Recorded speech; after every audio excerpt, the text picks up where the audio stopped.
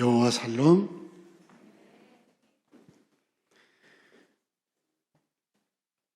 우크라이나의 전쟁, 어쩌면 세계대전이 될지도 모르겠다고 모두 염려하고 있고, 핵을 사용할 것이다 라고 예측들을 또 하고 있습니다. 가장 무서운 화약고가 한반도입니다.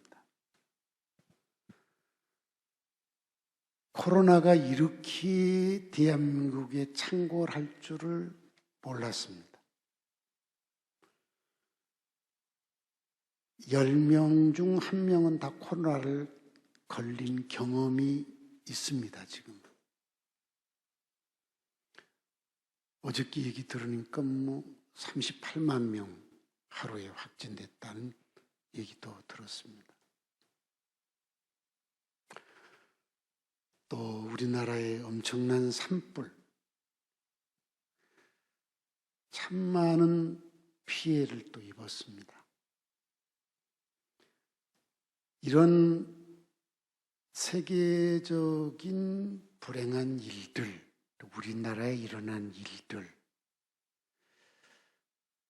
이런 것들이 우리들을 불안하게도 만들고 근심하게도 만들고 또 마음을 어둡게 하기도 합니다. 이런 일들은 이제 지구촌에 일어난 일도 되고 우리나라에 일어났지만 타 지역에서 일어난 일이 되고, 그래서 또 어떤 분들은 내가 아니니까 하고 또 편안하게 사는 분도 있을지 모릅니다. 반면에 또 개인적으로 어려운 일들이 있는 분들도 있을 것입니다. 육체적으로 어려운 일들, 경제적으로 어려운 일들, 가정에서도 인간관계 때문에 어려운 일들, 우리를 힘들게 하는 것들이 많고 걱정되게 하는 것들이 참 많습니다. 그러나 하나님의 자녀는 상황이 어떠하든지 여호와 자체가 평강인 것입니다. 사사기 6장 24절에서 처음 여호와 샬롬이라는 말이 기록됩니다. 기드온이 제단을 쌓고 그것을 여호와 샬롬이라고 했습니다. 나라를 잃어버린 기드온에게 나라를 찾으라고 할 때 기드온은 나는 작은 자에서 못하겠다고 했습니다. 숨어서 타작을 하는 그런 불안한 상황인데 하나님이 기드온과 함께 하는 것을 현장에서 보여줄 때 기드온이 나라를 구원하기 위해서 나서면서 여호와는 나의 평강이시고 여호와는 이스라엘의 평강임을 깨닫고 누리게 된 것입니다. 앞에서 언급했듯이 참 많은 여러 일들, 이것은 지구촌에 일어난 일들, 우리나라에 일어난 일들이죠. 그리고 여러분 개인에게 또 아무도 모르는 어려운 일들이 있을 거예요. 그럼에도 불구하고 여호와가 나에게 평강이 되어주셔서 성도의 행복을 누리고 살게 해 주셨습니다. 이 사랑의 하나님께 감사합니다 하고 우리 박수로 표현을 해볼까요?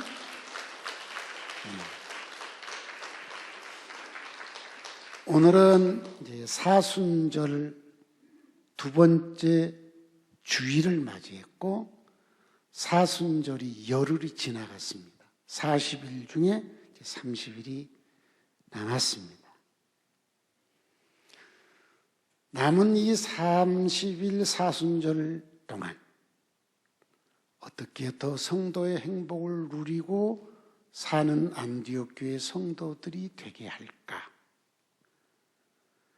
사순절 남은 30일뿐만 아니라 이 땅에 존재하는 동안 어떻게 정말 성도의 행복을 누리는 성도가 되게 하나님의 말씀으로 권면할 수 있을까? 이 문제를 놓고 기도할 때 주께서 이 말씀을 제게 떠오르게 해 주셨습니다. 그것은 고린도 후서 5장입니다. 5장 전체를 여러분에게 대언하고 강론하고 싶은 마음이 있지만 시간이 한정되어 있기 때문에 15절부터 21절까지만 여러분과 함께 이 말씀을 그대로 읽었습니다. 이제 대언해 드릴 것이고 강론할 것이고 이것을 어떻게 우리 생활 속에 실천하며 살 것인가. 그래서 어떻게 정말 최고의 성도의 행복을 누리며 살게 할 것인가. 이 은혜의 바다에 오늘 붕덩 빠지는 행복한 시간 되시기를 바랍니다.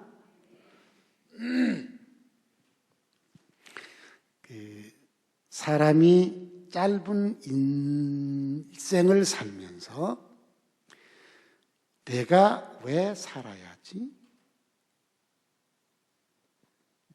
내가 존재하는 목적이 뭐지? 이걸 깨닫고 사는 분이 있어요. 확실하게 깨달은 사람이 있어요. 이 사람은 그 사는 생활이 굉장히 역동적이고 막 생기가 팍팍 넘칩니다. 그리고 행복에 젖어 살고 있습니다. 예를 들면 내가 이 땅에 존재한 이유가 뭐지? 나는 왜 살아야지? 자식을 위해서. 이렇게 깨달은 분이 있어요. 이분은 눈만 뜨면 자식만 바라봐도 행복하고 자식의 뒷바자리를 위해서 죽도록 노력해도 절대로 고달프지 않고 막 신바람 나고 행복하고 생기가 넘치는 겁니다. 낳았으니까 그냥 키워야지. 덤덤한 분은 애 키우면서 막 신경질 나기도 하고 내가 이렇게 살아야 되나? 저것들 뒷바라지만 해야 되나? 이런 생각이 드는 분이 있어요. 근데 내가 사는 이유, 자식을 위해서. 그러면 그분은 자식을 위해 사는 게 너무 행복해요. 이 가운데도 그런 분이 있을 수 있죠. 또 어떤 분은 내가 이 땅에 살아야 될 이유가 뭐지? 내 인생을 즐기는 것이 내가 사는 존재의 목적이다. 이렇게 깨달은 사람 아주 날마다 행복합니다. 생기가 넘칩니다. 왜요? 자기가 사는 모든 것들이 자기 인생을 즐기기 위해서입니다. 왜 돈을 버냐? 인생을 즐기기 위해서요. 열심히 돈을 벌어서 그걸 가지고 여행을 다니고 뭐 맛있는 거 사다 먹고 좋은 옷 사서 입고 시간 즐기면서 너무너무 행복하게 사는 분이 있습니다. 더 비유를 안 들게요. 근데 내가 왜 존재해야지 목적이 뚜렷하지 않는 분은 덤덤하게 삽니다. 이것도 해야 되고 저것도 해야 되고 하다 보니까 너무 고달프고 사는 게 별로 재미도 없고 그냥 그렇게 떠밀려 살다가 죽습니다. 그런 분들이 훨씬 더 많은 것 같다는 느낌도 들기는 하는데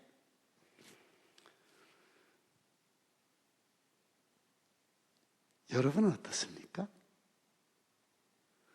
여러분 인류 역사상 가장 질 높은 행복을 누리고 산 분이 있습니다. 그것은 전 인류가 누구도 부인하지 않고 존경하고 인정하는 분이 있습니다. 바로 예수 그리스도이십니다. 믿고 안 믿고를 떠나서 예수에 대해서 인정을 한다는 거죠. 근데 우리가 알듯이 예수는 정말 짧은 인생을 살았습니다. 33년. 청년이잖아요. 33.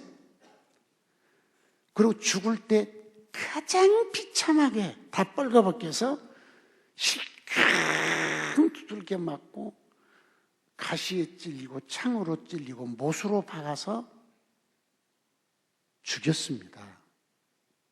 가장 힘들게 죽었다고 봐야 되겠죠. 그런데도 예수를 존경하는 이유가 뭐냐?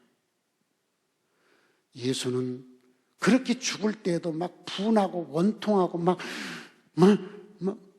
이렇게 죽는 게 아니에요. 행복하게 죽습니다. 그렇잖아요. 막 억울한 누명을 뒤집어 쓰고 폭행을 당했는데도 한마디도 변명하지 않고 너무너무 행복하게 그 길을 걸어갔습니다.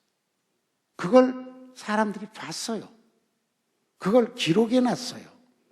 그래서 예수를 신으로 믿지 않는 사람들까지도 예수는 인류의 최고의 스승이라고 인정을 하잖아요.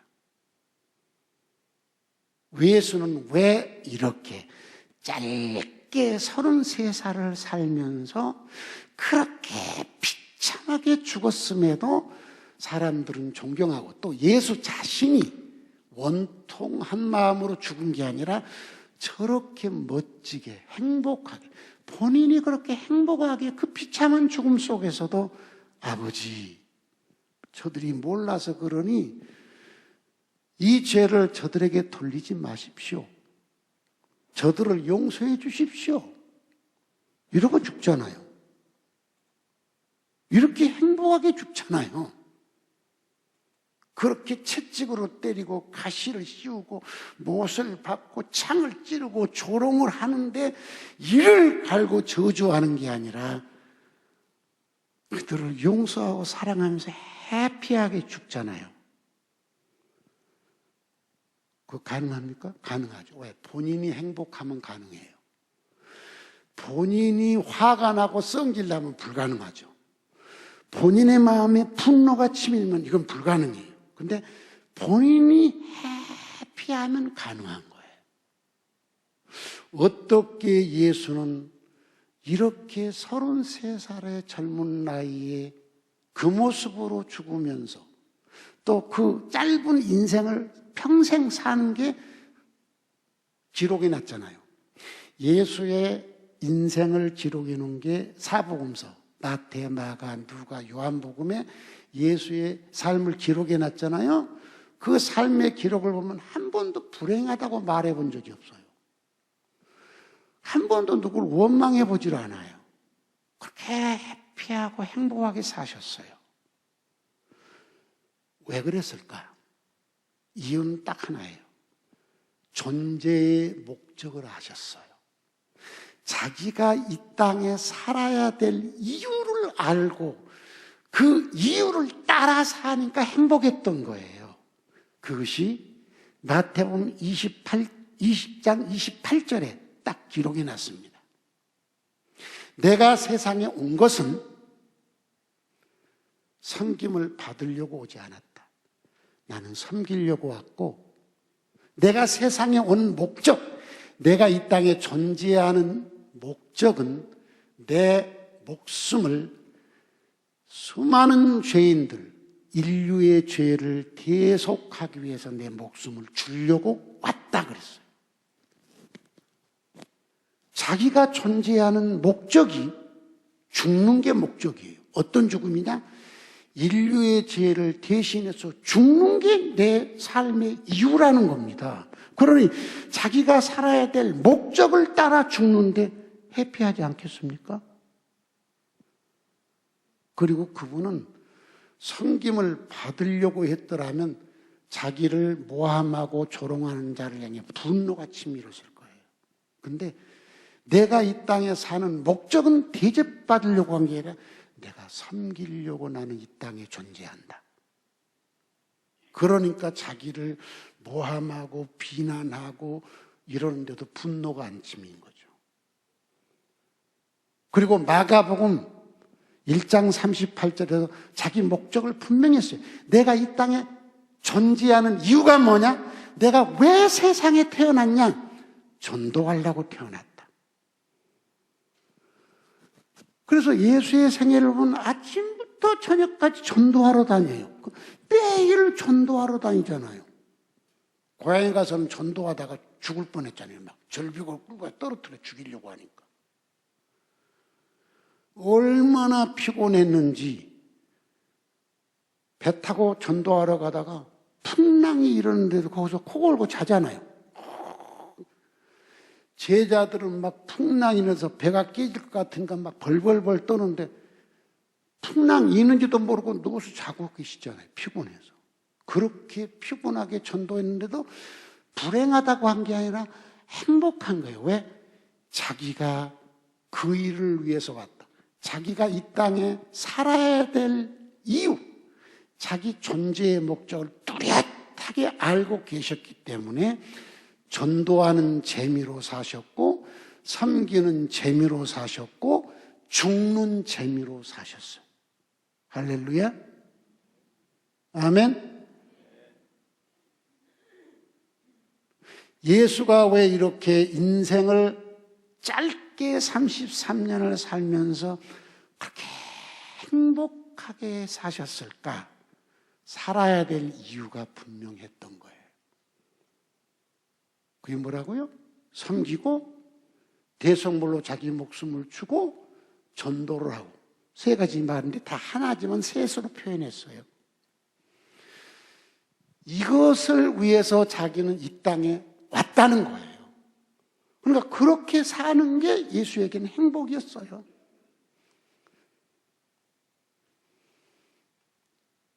여러분은 왜 이 땅에 살고 계십니까?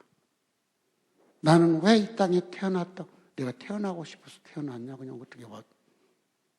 그거 아니에요. 나는 왜 태어났을까? 나는 왜 살아야지? 삶의 목적과 이유가 있어야 될 거 아니에요. 돈 벌기 위해 사는 사람도 있고, 자식을 위해 사는 사람도 있고, 인생을 즐기기 위해 사는 사람도 있다겠잖아요. 그런데 중요한 게 있습니다. 그게 뭐냐? 예수가 목숨을 주고 대속하기 위해서 왔다 했잖아요. 목숨을 주고 대속한 성도를 향해서 예수가 너는 이제부터 이렇게 살아야만 돼! 라고 딱 확실하게 말씀을 해주셨어요. 이것이 오늘 읽은 성경 속에 나와 있어요. 자, 일반인들은 자기 살고 싶은 대로 살아도 되겠죠. 그런데 예수가 목숨을 주고 죄 용서받아 구원받은 성도에게 너는 이전처럼 살면 안 돼. 이전에 네가 성도가 되기 이전에 존재의 목적 그건 버려야 돼. 네가 성도가 되기 이전에 네가 이 땅에 살아야 될 이유 그거 버려야 돼. 그건 이전 것이야. 이제는 새롭게 살아야 돼. 네가 살아야 될 이유는 이것이야. 라고 아주 딱 집어서 말씀했어요. 그것은 예수로 인하여 구원받고 복음을 전하던 바울에게 하나님이 성령의 감동을 통해서 신앙생활을 똑바로 못하고 있었던 고린도 성도들에게 너희들 이렇게 살아야 돼. 너희가 성도가 된 목적은 이것이야. 라고 가르쳐준 게 오늘 말씀이에요. 이것은 모든 성도들에게 주는 하나님의 뜻입니다.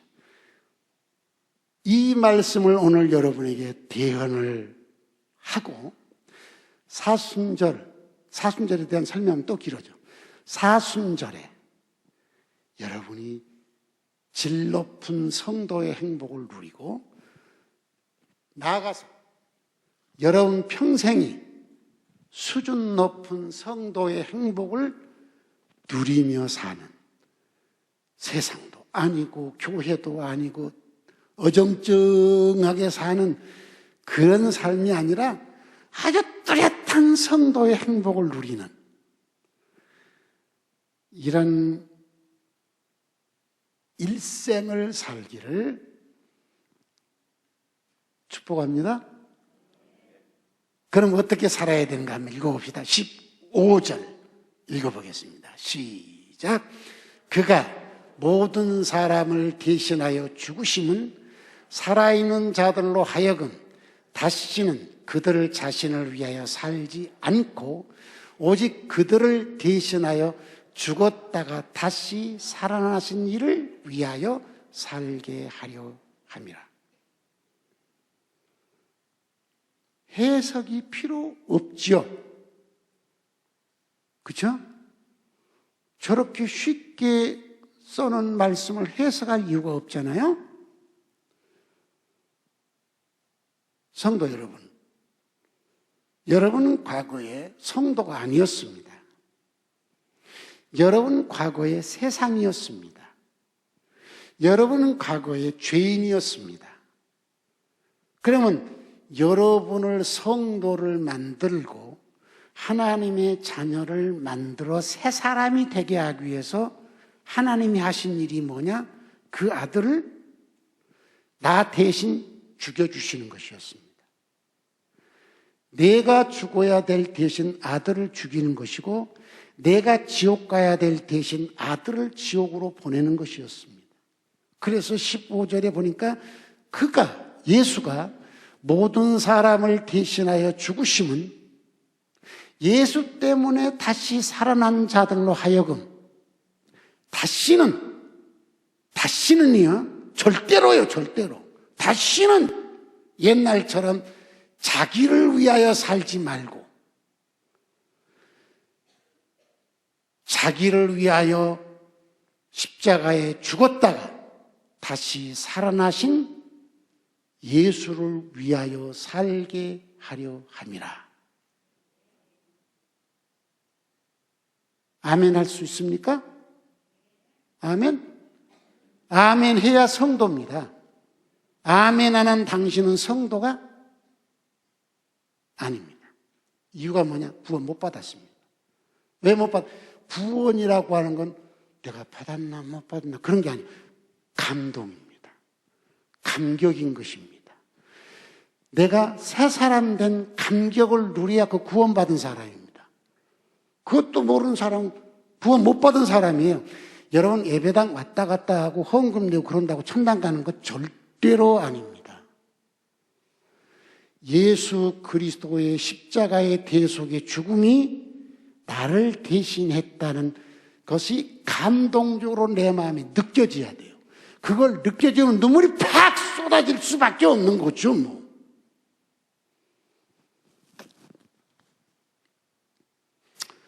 전에도 여러 번 비유했잖아요. 내가 빚이 쪼들려 빚 없는 사람 별로 없죠? 빚이 내가 감당할 만한 빚이면 그래도 괜찮은데 감당할 수 없을 때는 자살해 죽고 싶은 거예요. 감당할 수 없는 빚을 져본 적 있죠, 여러분? 그 감당할 수 없는 부채가 있을 때는 정말 하루하루 사는 게 지옥이에요. 살고 싶지 않은 거예요. 근데 누가 딱 갚아줬다. 이 감격을 경험한 사람은 알잖아요. 똑같아요. 죄 때문에 고통을 당해봤고 죽음 후의 세계에 대해서 고민을 해봤고 아, 나는 이거 인간이 아니네. 이런 생각도 해봤고 난 죽으면 지옥 가겠는데? 이런 생각을 해본 사람이 너를 대신해서 죽으신 분이 하나님의 아들 예수다. 그 사실을 믿으면 넌 죄에서 자유함을 얻는다. 이 소식을 딱 듣는 순간 그게 믿어진 사람이 있습니다. 에이, 말도 안 돼. 이런 사람이 있어요. 에이, 말도 안 돼.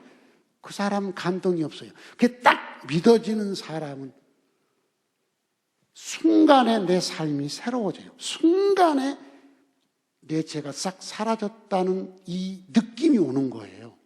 순간에 나는 천국의 백성이라는 이 느낌이 오는 거예요. 그 느낌이 오는 순간 막 황홀한 거예요.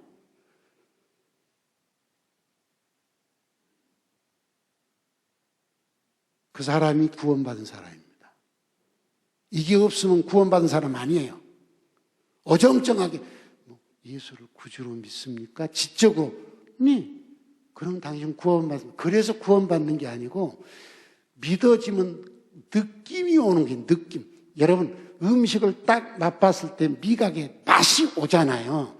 아 맛있어. 이 느낌처럼 예수를 딱 소개받았을 때 딱 느낌이 오는 거예요. 맞아.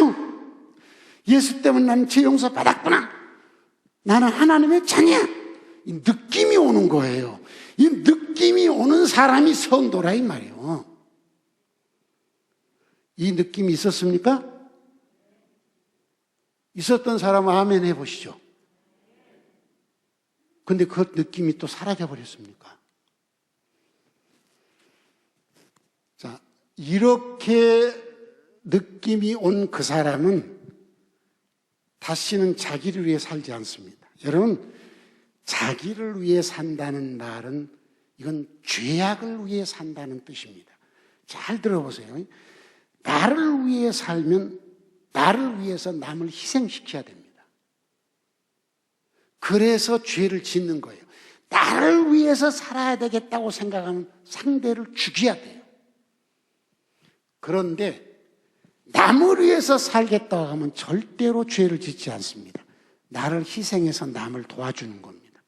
예수의 삶이 섬기러 왔다고 했잖아요. 그러니까 과거에 우리는 나를 위해 살았어요. 그런데 구원받은 뒤 다시는 자기를 위해, 나를 위해 살지 말고 나를 구원해 주신 예수를 위해 살게 하려고 구원시켜 줬다는 것입니다. 아멘.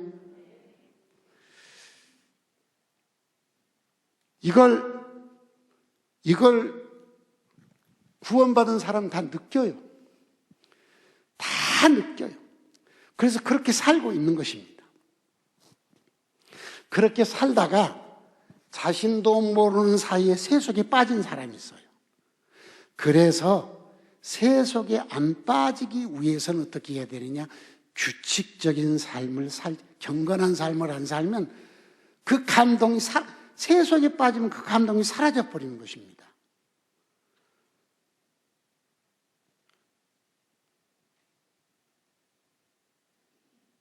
교회의 역사를 보면 그래요.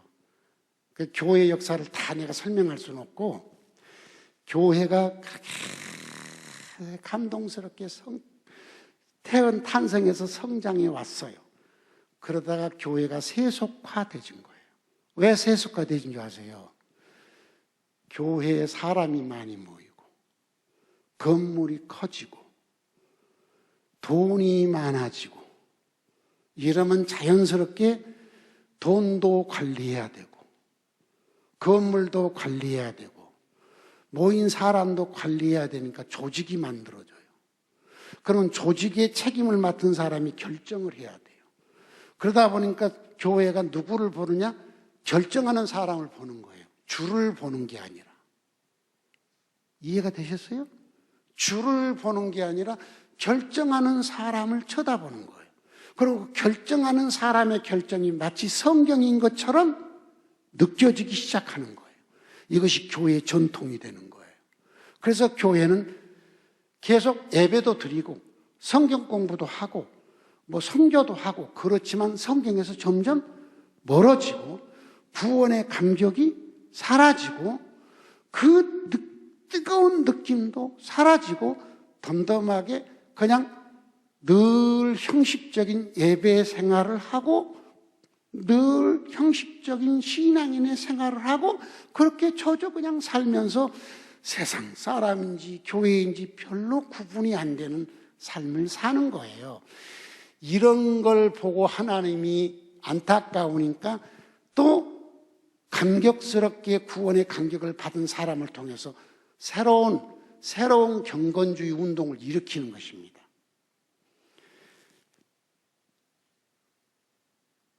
최근에 일어났던 최근이라고 하면 아주 최근인 줄 알았는데 이제 근세에 일어났던 일들을 보면요. 16세기에 신앙개혁운동이 열매를 맺습니다. 루터를 통해서. 그래서 로만 캐톨릭이 본래 교회입니다. 근데 타락하니까 떨어져 나온 거예요.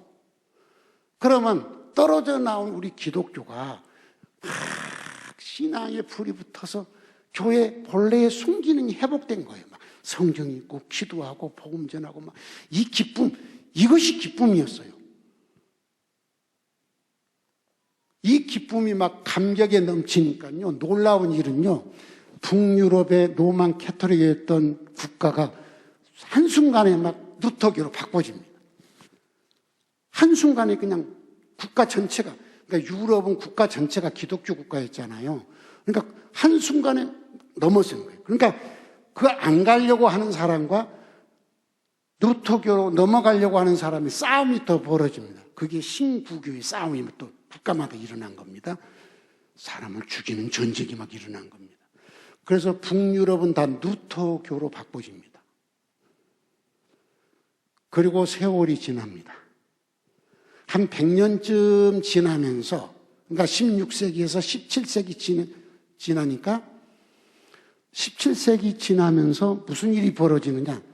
한 100년쯤 지나니까 다시 교회가 또 사람이 많이 모이고 돈이 생기고 조직화되니까 또 세속으로 흘러가는 겁니다. 그러면서 세속으로 흘러가는 게 뭔 줄 아세요?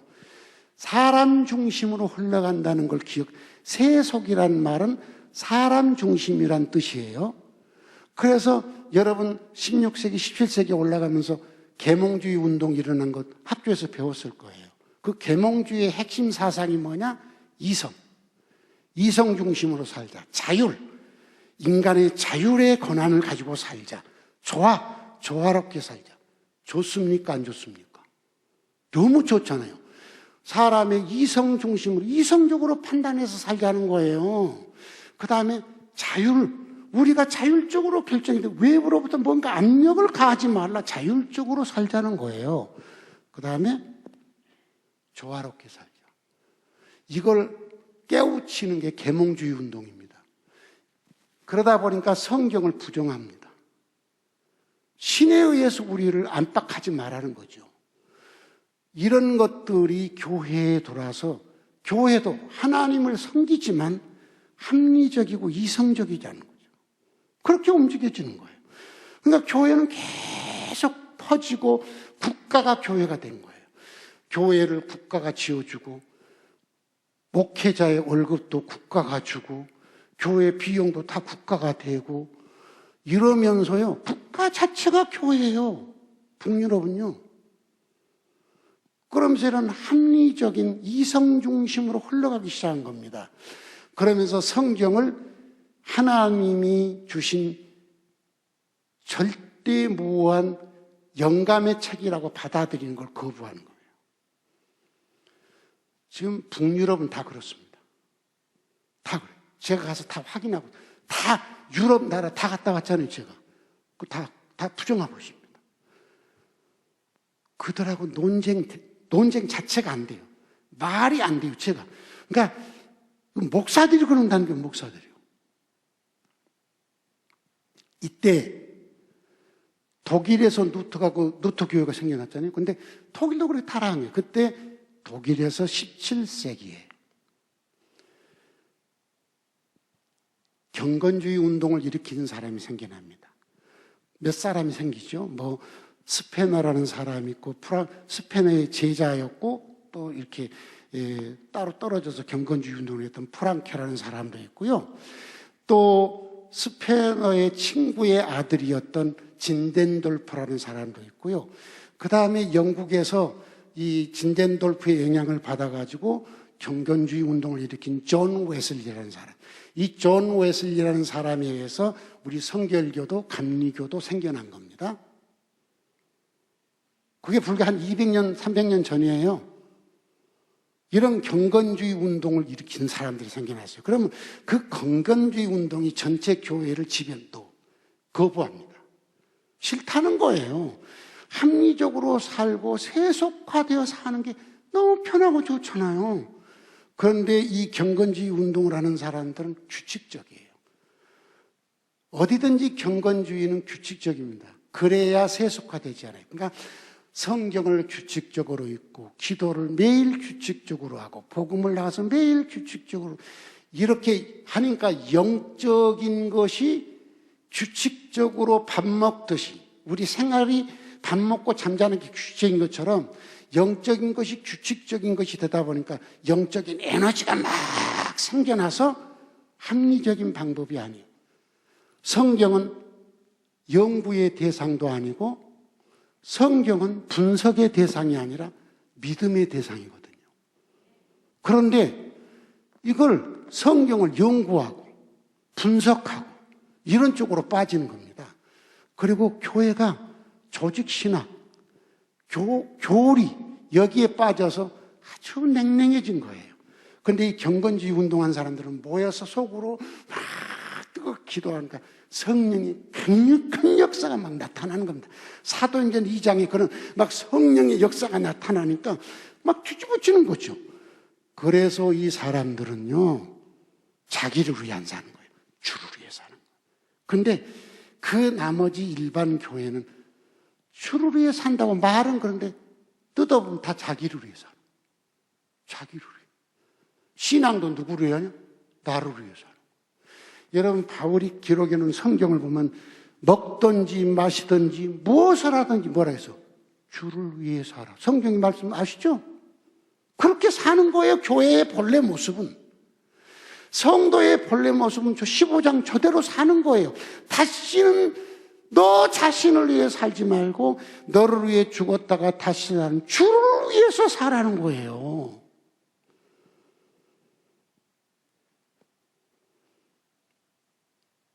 그 진덴돌프라는 사람은요, 체코 쪽에서는 후스라는 사람이 또 신앙 경건주의 운동을 일으켰는데, 이 후스의 후예들이 모라비안이라는 이 모임을 가졌는데, 이게 좀 지지부지한데 진덴돌프에서 모라비안이 강화가 됐습니다. 진덴돌프가 자기 땅에다가 모라비안 사람들 와서 살게 하고 공동체 생활을 한 거예요. 진덴돌프는요, 독일 사람이에요. 그러니까 스페너도 독일 사람, 프랭크도 독일 사람, 진덴돌프도 독일 사람이에요. 루터도 독일 사람이고요. 이 독일이 보통이 아니죠? 여러분, 저번에 그 독일 총리하다가 내려앉은 여자가 누구죠? 독일 총리. 응? 뭐? 메르켈. 목사 딸이에요. 메르켈이 목사 딸이에요. 훌륭한 신앙인입니다. 네.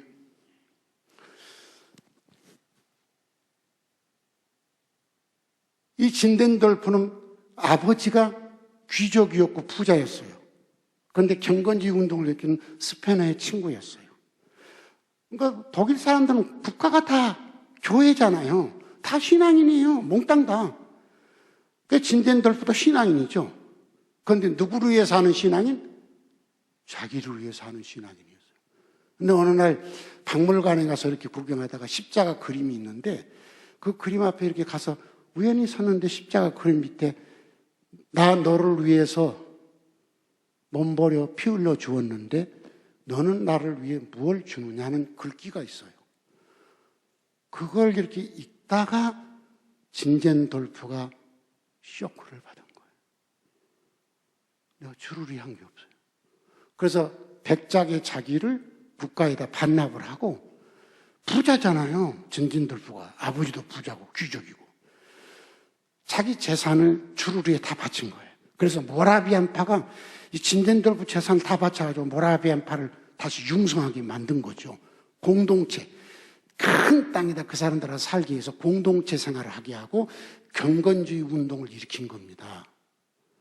규칙적으로 성경 읽고 규칙적으로 기도하고 복음을 전하고 나누고, 이걸 존 웨슬리가 그들 공동체 생활하는 데 가서 보고 배웠어요. 감동받았어요. 그리고 웨슬리에 의해서, 웨슬리도 규칙적인 그 웨슬리에 의해서 생겨난 메도티스트 운동, 그 감리교가 메도티스트입니다. 규칙적인 삶을 사는 걸 말하는 거예요. 우리 성결교도 존 웨슬리의 성결 운동을 그대로 본받자 해서 성결교가 생겨난 거예요. 성결파가 여러 교파가 성결파가 있습니다. 나사렛파도 그렇고 뭐 이렇게 뭐죠? 딸랑딸랑 구세군 구세군도 역시 같은 그런 계통입니다. 지금 이런 얘기 하려면 시간이 설교 시간에 이제 그만하고 성경으로 돌아가겠습니다. 그러니까 여러분 제가 세계를 다니면서 느낀 게 있어요. 186개 나라를 갔다 왔으니까 거의 모든 세계를 갖고 아직 한 60개 정도 남아 있습니다. 60 한 3개 남아 있습니다.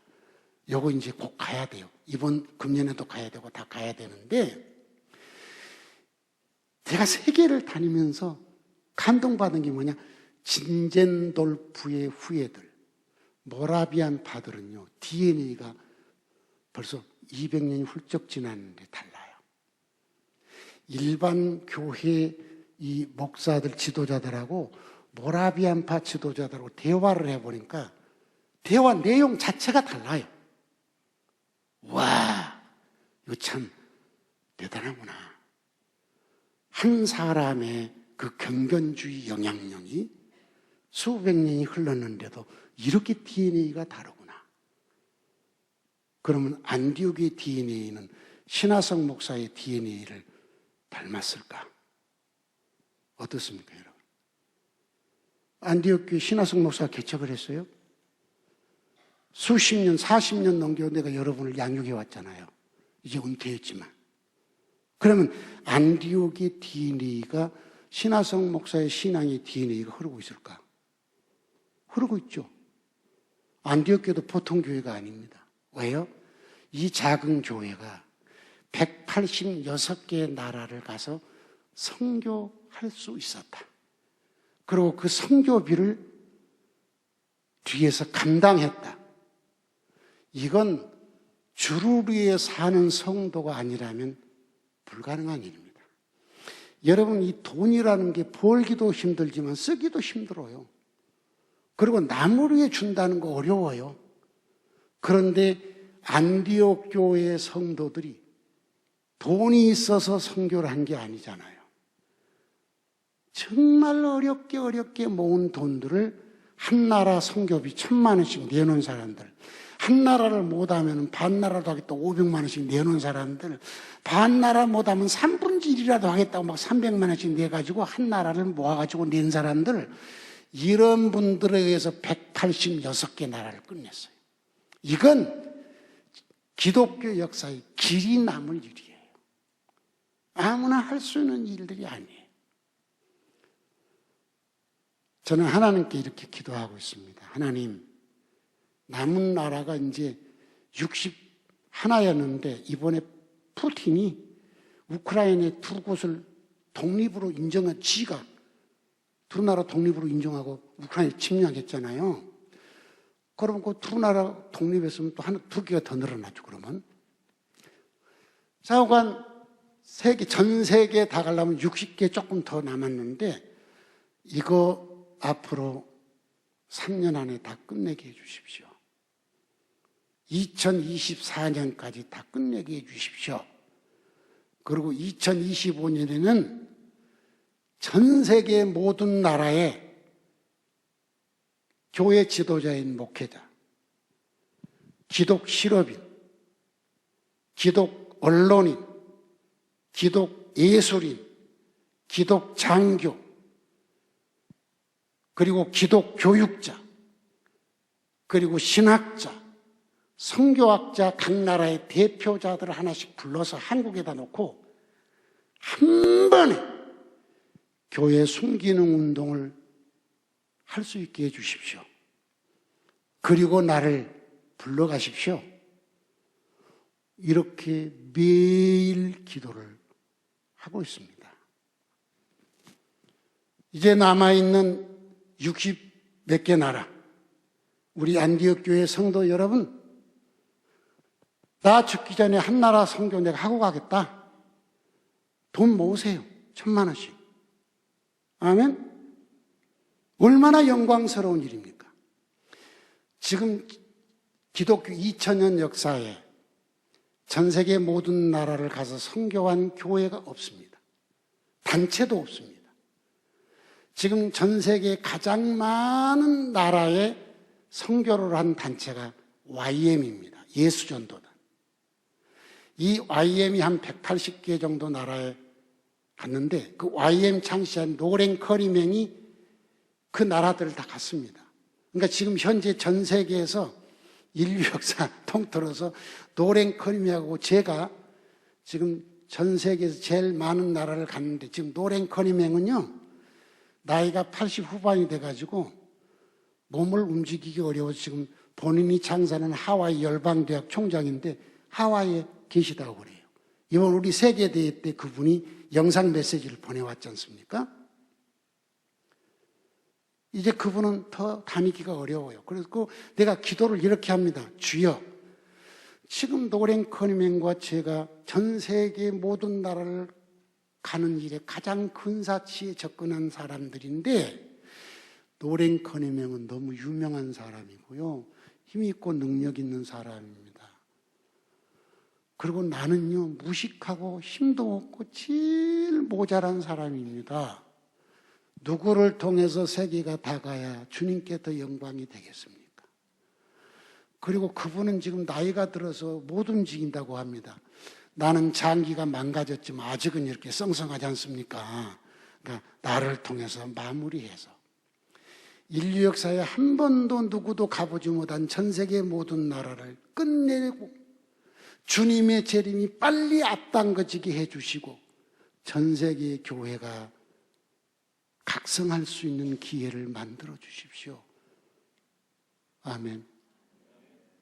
하루도 빠지지 않고 이 기도를 하고 있습니다. 성도 여러분, 여러분이 살아야 될 이유가 뭡니까? 주를 위해서입니다. 성도가 존재하는 목적이 뭡니까? 주를 위해서입니다. 그럼 주를 위해 사는 방법이 뭘까요? 어떻게 사는 게 주를 위해 사는 걸까요? 그걸 뚝딱 집어서 얘기해 놨어요. 18절을 읽어보겠습니다. 시작. 모든 것이 하나님께로 났으며 그가 그리스도로 말미암아 우리를 자기와 화목하게 하시고 또 우리에게 화목하게 하는 직분을 주셨으니. 자, 저 말씀을 이제 내가 해석해 드릴게요. 모든 것이 하나님께로부터 났으니면 나왔다는 겁니다. 그럼 모든 것이 뭐냐? 그 모든 것이라는 것은 아까 15절에서부터 17절까지 이야기입니다. 17절에 보니까 누구든지 그리스도 안에 있으면 새 피조물이라. 이전 것은 지나갔으니 보라 새 것이 되었다 했잖아요.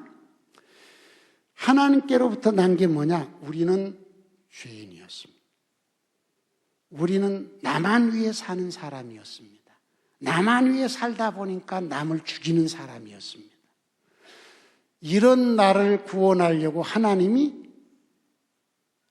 하나님과 우리는 원수가 됐죠. 그런데 하나님이 아들을 죽이고 내가 너와 화목하겠다. 아들을 죽이고 왜 죽였어요? 너 죽일 대신 내 아들 대신 죽일게.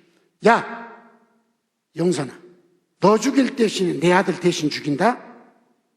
다시 너 옛날처럼 살지 마. 안 그러면 내가 너를 죽이니까. 알았어? 이겁니다. 그러니까 하나님께로 났다는 말은 하나님과 원수된 우리들을 하나님이 아들을 죽여서 아들을 원수 삼고 나를 화목해 해서 아들 삼았어요. 그래서 하나님과 나 사이를 화목해 만들었다는 것입니다. 이게 하나님의 자녀가 됐잖아요. 원수가. 이런 나에게 무엇을 주었다겠습니까? 내가 내 아들을 주고 네 죄를 용서해서 너와 나를 화목해 했으니까 이제 너는 화목해 하는 직분을 가지고 살아라. 내가 너에게 화목해 하는 직분을 주겠다 그랬습니다. 그럼 화목해 하는 직분이 뭡니까? 예수를 안 믿는 사람들은 하나님과 원수되어 살잖아요. 그럼 화목케 하는 직분이 뭐예요? 전도예요. 화목케 하는 직분이 전도예요. 성교예요. 성도 모든 사람에게 하나님은 화목케 하는 직분을 주신 것입니다. 아멘. 그리고 19절에 읽어보겠습니다. 시작.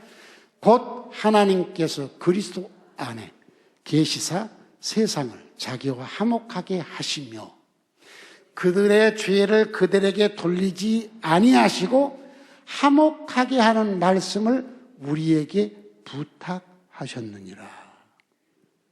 세상 사람들의 죄를 그들에게 돌리지 않기 위해서 이미 화목한 직분을 우리에게 주시고 우리에게 화목하게 하는 말씀을 부탁했다는, 너 가서 저 죄인들에게 하나님과 화목하게 하는 것은 예수 그리스도를 구주로 믿어야 너는 네 죄가 용서받고 하나님과 화목된다는 그 말씀을 우리에게 주셨다는 것입니다. 자, 그러면 구원받은 성도가 이제 주를 위해 산다. 주를 위해 사는 방법이 뭐냐? 화목케 하는 직분을 수행하는 거고, 화목케 하는 직분을 수행해 뭐냐? 화목케 하는 말씀을 전해주는 겁니다. 무엇이 주를 위해 사는 건지 이해가 되셨습니까? 여러분, 이런 거 만드는 거, 교회 와서 청소하는 거, 이런 거, 주를 위해 사는 거, 그거 되죠? 아닌 건 아니에요. 근데 그게 본질이 아니에요. 이런 건요, 학교에서 더 잘해. 학부형에서 학부모들이 더 잘해. 직장 생활에서는 더 잘해. 직장에서. 이런 게 주를 위해 사는 게 아니라 진짜 주를 위해 사는 것은 화목케 하는 직분을 수행하는 것입니다. 아멘. 화목케 하는 말씀을 우리에게 부탁했으니 그걸 전해줘야 되는 것입니다. 그래서 놀라지 마세요. 진덴돌프와 모라비안 파들은요, 9명에서 12명이 모이면 선교사 하나를 보냅니다. 아셨어요? 그러면 9명과 12명 미만 사람이 모이면 그들 중에 한 사람이 선교사로 가는 겁니다. 평신도가 선교사로, 여러분 무슨 신학 공부하고 그게 아니에요. 같이 모여서 기도하고 주를 위해 살고 이 뜨거운 복음 안에 사는 성도들이 나 선교사로 가겠습니다. 그러고 가는 거예요. 그래서 모라비안 파는 9명에서 12명 사이 한 명은 무조건 선교사로 갔어요. 그래서 17세기, 18세기에 가장 선교를 잘한 게 모라비안 파예요. 평신도 선교사. 그럼 무슨 선교학을 배우고 신학을, 성경을 가지고 간 거예요. 언어도 몰라. 가가지고 그 나라 가서 자기 말로 하고 언어를 그때부터 배운 거죠.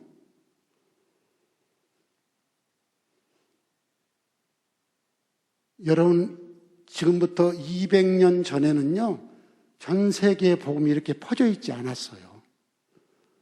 그때 경건지 운동을 하면서 선교사를 이렇게 보내서 세계로 복음이 퍼져가지고 지금 우리에게까지 복음이 온 겁니다.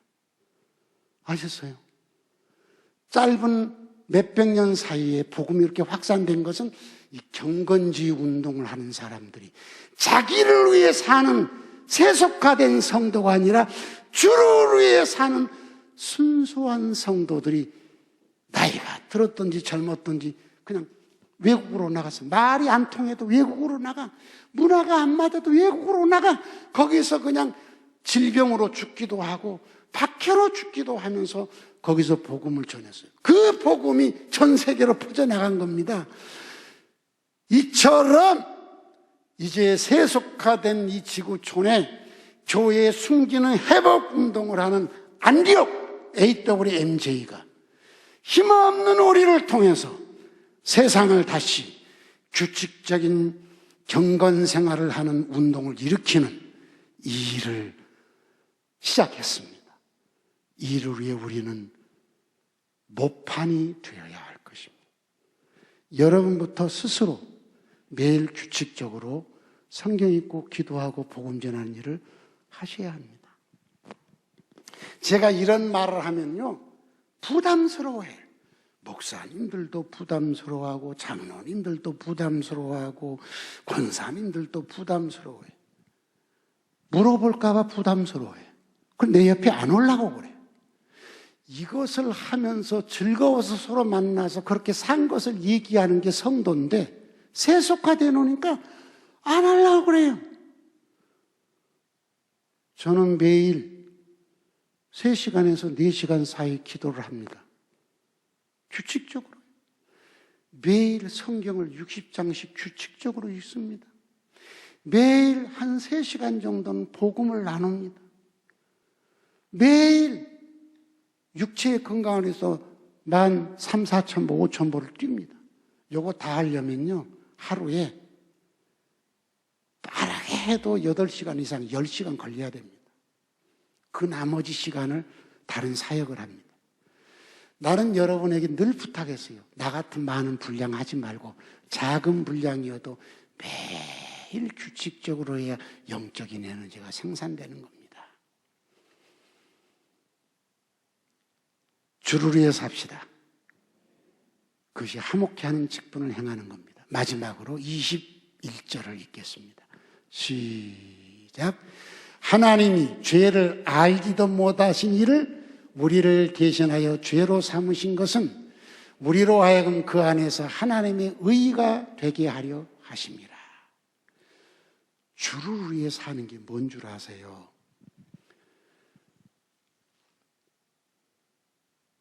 죄를 알지도 못하신 하나님의 아들을 우리를 대신해서 죄로 삼으셨다 했어요. 죄로 삼으셨다. 자, 이 말 잘 들어보세요. 나로 인하여 예수는 죄인이 됐습니다. 맞습니까? 안 맞습니까? 하나님이 그렇게 하나님께로부터 낫다. 하나님이 만드신 거예요. 그렇게. 나로 인하여 예수는 죄인이 되고 예수로 인하여 나는 뭐가 됐어요? 의인이 된 거예요. 할렐루야. 잘 생각해 보세요. 내가 의롭게 산 게 아니고 얼마나 엉망입니까? 근데 나로 인하여 예수가 죄인이 됐고 예수로 인하여 내가 하나님의 의가 된 거예요. 이것을 믿고 하나님의 의로 그 안에서라겠어요. 예수 안에서 내가 의인이 된 겁니다. 그러면 예수 안이라는 말, 그리스도 안에 있으면 새 피조물이라. 예수 안이라는 말이 무슨 말이냐? 예수를 생각하고 사는 게 아니라 그 말씀을 지키고 사는 걸 말합니다. 예수 안에 산다. 이 말은 그의 말을 지키고 사는 걸 말하는 것입니다. 그러니까 내가 해야 될 예수를 위해 사는 삶이 뭐냐? 다시는 너를 위해 살지 말고 주를 위해 살라. 그럼 예수를 위해 사는 삶이 뭐냐? 내가 의인으로 사는 겁니다. 그럼 내가 의로워서 의인이 된 게 아니라 예수 안으로 들어가는 겁니다. 예수 안으로 들어간 게 뭐냐? 성경을 읽고 그 말씀을 따라 사는 겁니다. 이것이 주를 위해 사는 겁니다. 다시는 너를 위해 살지 말고 너를 위해 대신 죽었다가 살아나신 주를 위해 살아라. 그럼 주를 위해 사는 방법 첫째, 뭐라 했어요? 화목케 하는 직분을 수행하라. 화목케 하는 말씀을 주어서 부탁했으니 전하라. 이 전도와 선교입니다. 두 번째, 나를 인하여 예수가 죄인이 됐고 예수로 인하여 내가 의인이 된 삶을 살아라. 그러면 내가 의인이 된 삶을 살려면 예수 안에 있어야 된다. 예수 안에 있다는 말이 뭐냐? 그 말씀을 읽고 그 말씀을 지키며 사는 것이 주를 위해 사는 겁니다. 주를 위해 산다? 먹든지 마시든지 무엇을 하든지 주를 위해 산다? 이제 확실히 알았죠. 주를 위해 사는 것, 화목케 하는 직분을 행하는 것. 주를 위해 사는 것, 하나님의 의가 되어 사는 것. 하나님의 의가 되어 사는 게 뭐냐? 예수 안에 있어야 된다. 예수 안에 있는 게 뭐냐? 성경을 읽고 그 말씀을 따라 사는 게 주를 위해 사는 하나님의 의가 되어 사는 삶이다. 아주 분명하고 선명하게 딱 두 가지. 첫째, 다시는 너를 위해 살지 말고 주를 위해 살아라. 그럼 주를 위해 사는 게 뭐냐? 첫째, 화목케 하는 직분을 행하는 것이다. 화목케 하는 말씀을 전하는 게. 둘째, 하나님의 의가 되어 사는 것이다. 하나님의 의가 되는 건 네가 의가 되는 게 아니라 예수 안에서만이 하나님의 의가 되는 것이다. 예수 안에 사는 게 뭐냐? 그를 위해 사는 게 뭐냐? 그 말씀을 읽고 그 말씀을 따라 사는 거다. 이보다 더 분명하고 선명하게 가르칠 수는 없어요. 확실한 거예요. 성도여, 내가 올라올 때 짧게 하려고 마음을 먹었는데 안 돼. 안 되는 이유가 뭐냐? 이거 대충 넘어가서 될 일이 아닌 것 같아요. 확실하게 이걸 깨닫고 지켜야만 여러분이 성도의 행복을 누릴 수 있어. 그냥 세상도 아니고 교회도 아니고 어물쩡하게 살지 말고 질 높은 성도의 삶을 꼭 살기를 주의 이름으로 축복합니다.